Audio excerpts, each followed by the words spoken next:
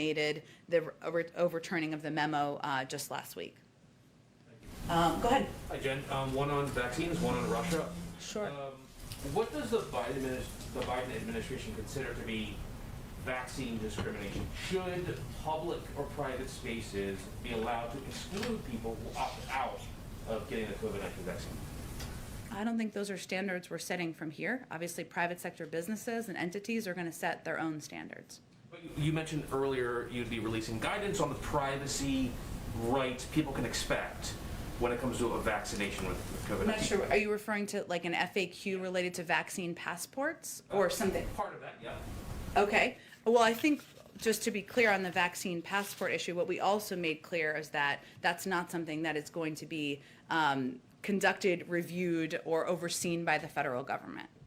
On Russia, today in his annual address, Russian President Vladimir Putin warned against foreign intervention in Ukraine, where there is a troop buildup reported in parts of Crimea, and hundreds of protesters supporting Alexei Navalny have been arrested. Is there evidence that the White House sees that U.S. sanctions against Russia are working?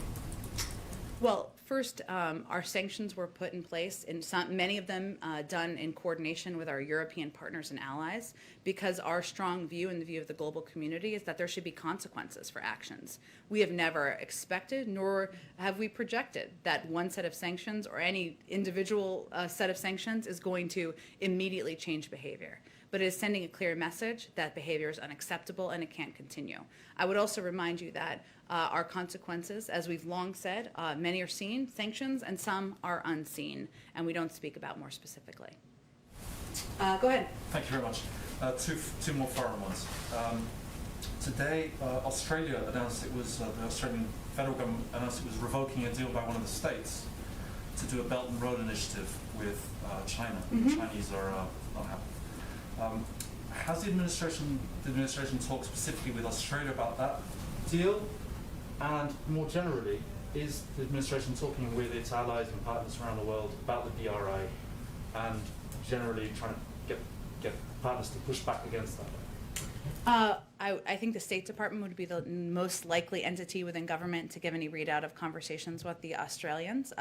Obviously, economic partnerships, relationships, how we can work together as a global community and in a coordinated fashion as it relates to China is part of nearly every discussion the President has with a European partner or a country in the region. Specifically the Belt and Road Initiative, which obviously has been painted by some as this kind of, very clever soft power slash loan shark scheme taking over large parts of the world. But what's the US? Well, what about it is your question? Well, I mean, given that Australia today pushed back against this very specifically, I was just wondering if the US is in having actual, direct talks with partners about, we've got to do something about this BRI. I can check and see if there's anything more specific. Okay. And the other one is the president of Belarus and Putin as well today, both are touting this supposed plan by the US to have tried to assassinate Lukashenko of Belarus. I can confirm there's no basis in fact there. Go ahead. Jen, I just want to bring it back to policing. Sure. On a call with George Floyd's family and the family's attorney after the verdict yesterday, the family's attorney said, quote, hopefully this is the momentum for the George Floyd Justice and Policing Act to get passed and have you sign. The president's response was, you got it, pal, that and a lot more. Not just that, but a lot more. So in your estimation, is that the president promising to the Floyd family that he will get a policing bill passed? I think he's promising to the Floyd family that he will use the power of his presidency, the bully pulpit, as he intends to do during his joint address next week, the role of senior leaders in his government to help push the George Floyd Justice and Policing Act forward. How far is he willing to push for it? I'm not sure what that means. I mean, how far is he willing to push to get something done? In what way? You just talked about giving people in Congress, lawmakers, breathing room to talk and negotiate. But how far is he willing to get Democrats in line? Is he willing to keep just pushing for this? Is it a huge priority? Can you prioritize or give me a sense of his priorities in terms of getting this done? Well, I would point you to the fact that one, the president gave a passionate call last night for the importance of moving forward in this moment with the George Floyd Justice in Policing Act.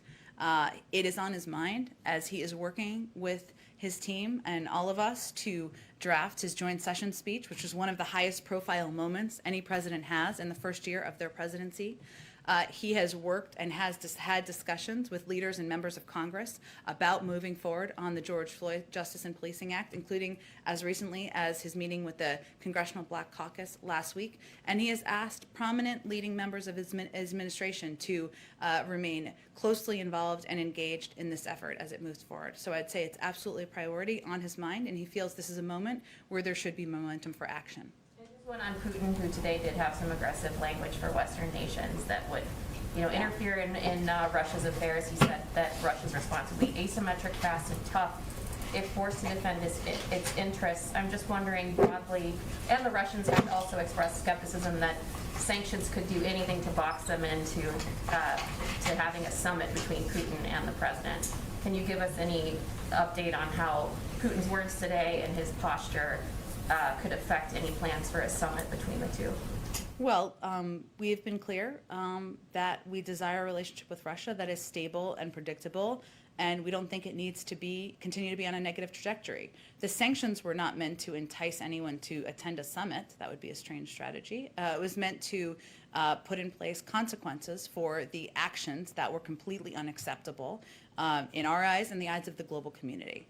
At the same time, while we put those consequences in place, the president was sending a clear message to President Putin on his call that he believes we can have, this is an opportunity to have a discussion about areas where we think there's an opportunity to work together on, whether that is nuclear non-proliferation, as we did with the continuation, the extension of the New START treaty, or the Iran nuclear deal, and also have discussions about areas where we disagree.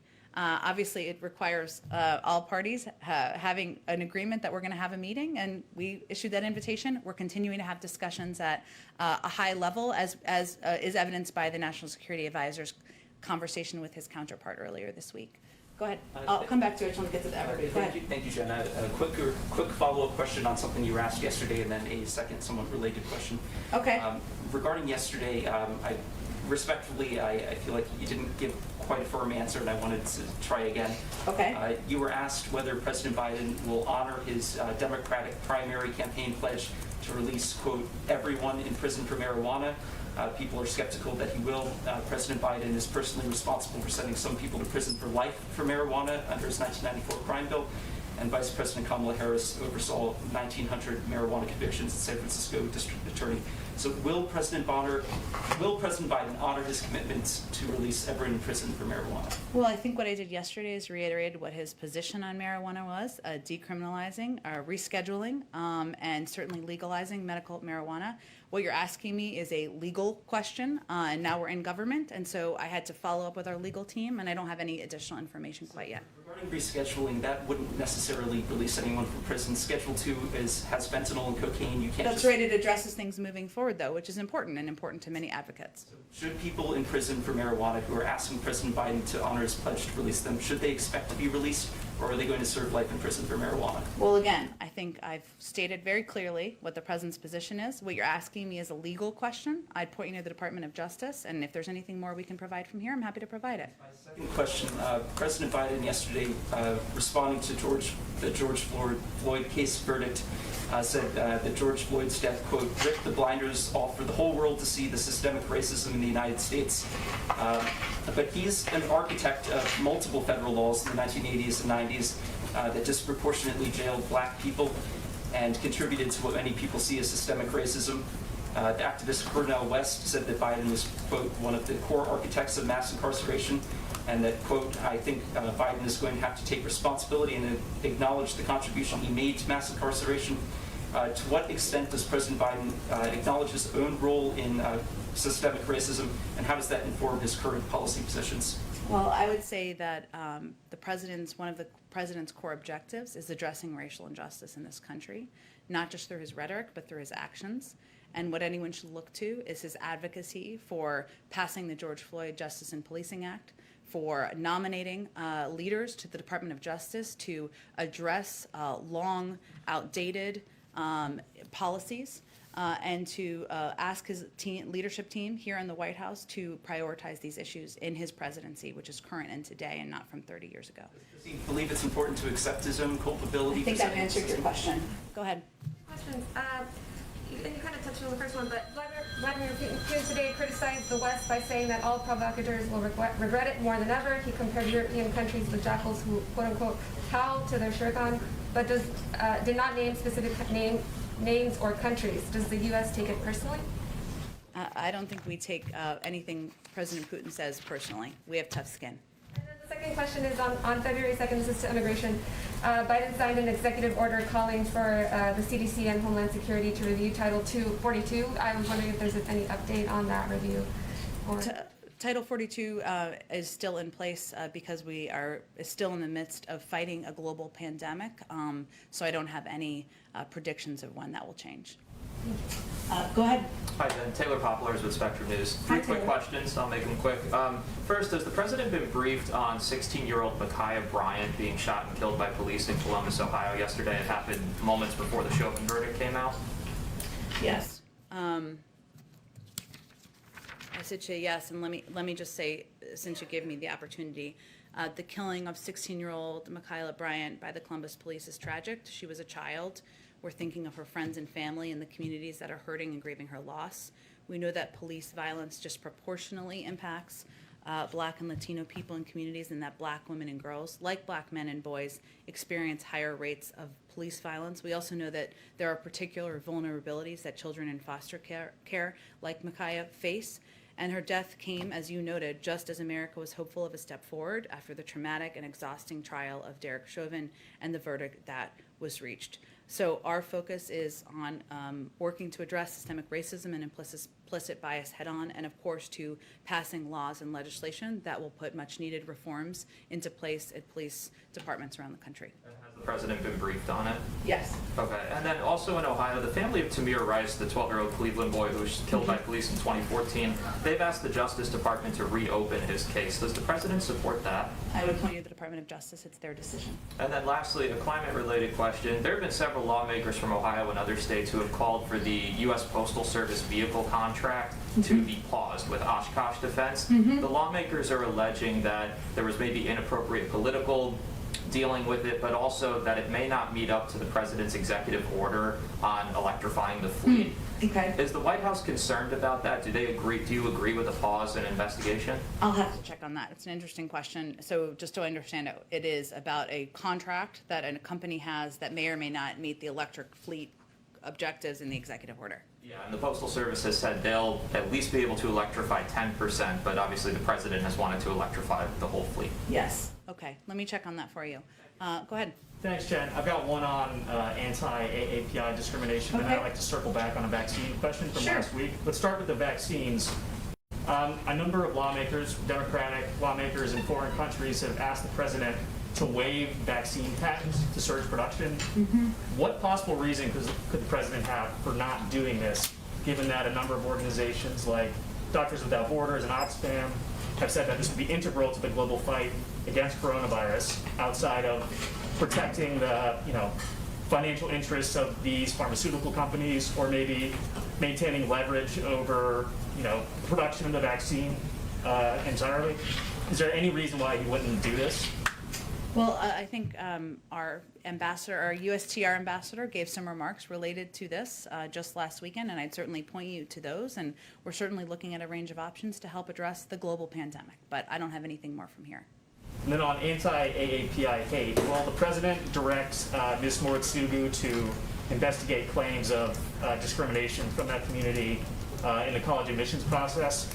The executive orders he took in March, or he signed in March, notably didn't address this, and then the DOJ actually dropped a federal lawsuit, supporting that claim in February.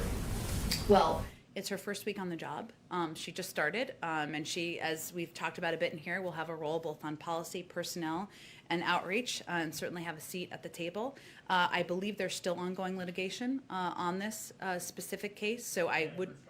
the Supreme But Court. I wouldn't expect that would be something that a White House official would weigh into while there's a DOJ ongoing consideration or ongoing litigation. Is that why that issue was absent from the slate of executive actions that the president took?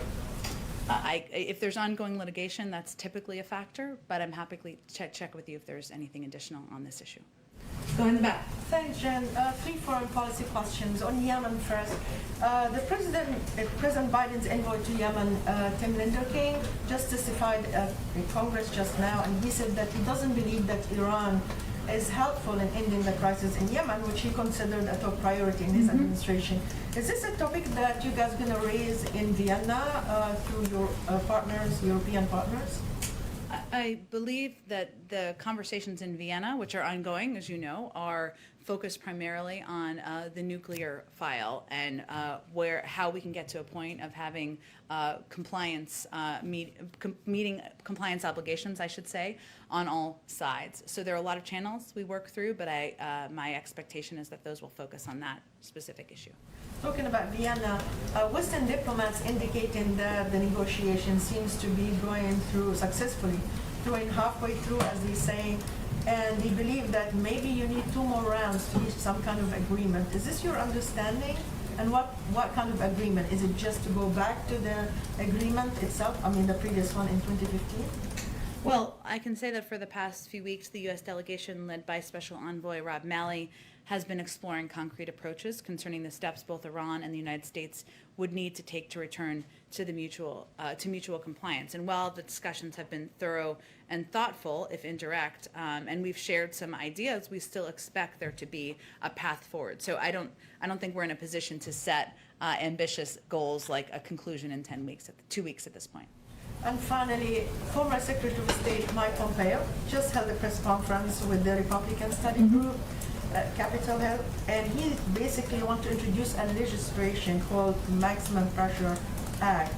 Does this complicate your efforts now? Do you see it as an interference? Do you see it as helping you and putting pressure on Iran to come back to the negotiation table? How do you see it? Well, I don't clearly have all the details yet on what the legislation is he's proposing, but I would say, broadly speaking, our view is that diplomacy should be in the lead, that the former administration pulled out of the Iran deal, which led us to a point where we had far less visibility into what was happening on the ground in Iran.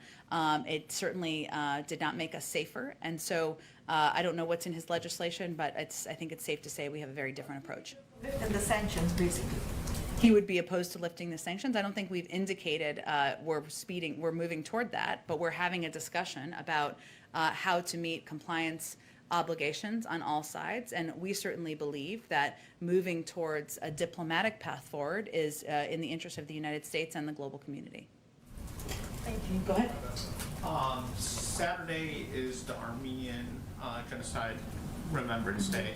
Adam Schiff and a group of about 100 bipartisan lawmakers sent a letter to the president today asking him to follow through on his commitment that he made as a candidate.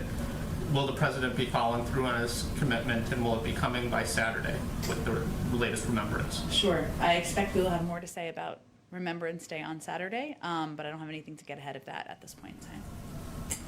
Okay. Thank you, everyone.